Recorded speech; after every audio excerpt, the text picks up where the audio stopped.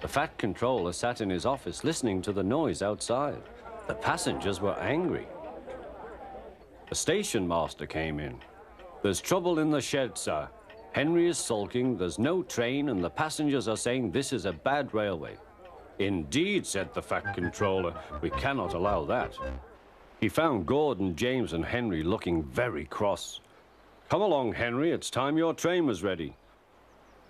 "Henry's not going," said Gordon. "We won't shunt like common tank engines. That was Thomas's job. We are important tender engines. You fetch our coaches and we will pull them. Tender engines don't shunt." "Oh, indeed," said the fat controller. "We'll see about that. Engines on my railway do as they are told." And he hurried away to find Edward.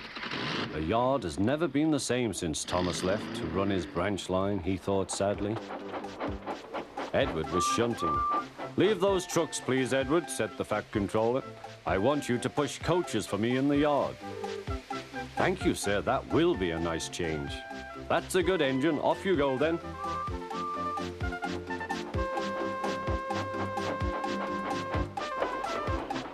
So Edward found coaches for the 3 engines, and that day the trains ran as usual.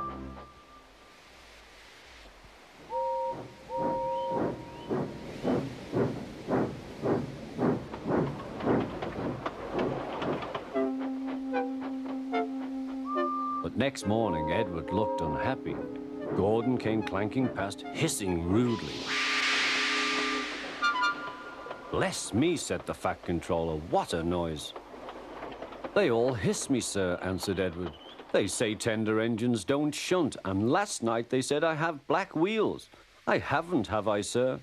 "No, Edward, you have nice blue ones, and I'm proud of you. Tender engines do shunt, but all the same, we do need another tank engine here." He went to a workshop, and they showed him all sorts of engines.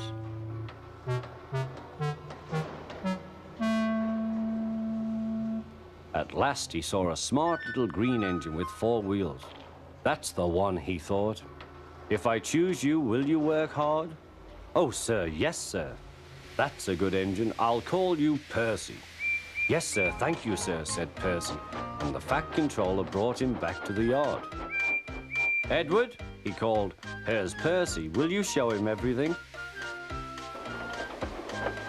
Percy soon learned what he had to do, and they had a happy afternoon.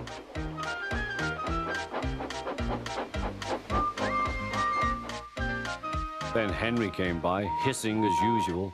"Shee!" went Percy. Henry jumped and ran back to the shed. "How beautifully you wheeshed him," laughed Edward. "I can't wheesh like that." "Oh," said Percy, "that's nothing. You should hear them in the workshop. You have to wheesh loudly to make yourself heard." Next morning, Thomas arrived. "The fat controller sent for me. I expect he wants help," he said to Edward. "Shh, here he comes," replied Edward.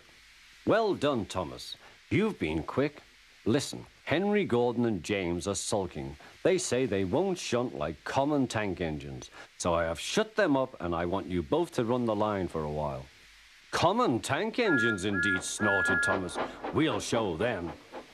"And Percy will help too." "Oh, sir, yes, sir. Please, sir," answered Percy. Edward and Thomas worked the main line, greeting each other as they passed by. Percy puffed along the branch line. Thomas was anxious about Annie and Clarabelle, but both driver and guard promised to take care of them. There were fewer trains, but the passengers didn't mind. They knew the 3 other engines were having a lesson. Gordon, James, and Henry were cold, lonely, and miserable. They wished now they hadn't been so silly.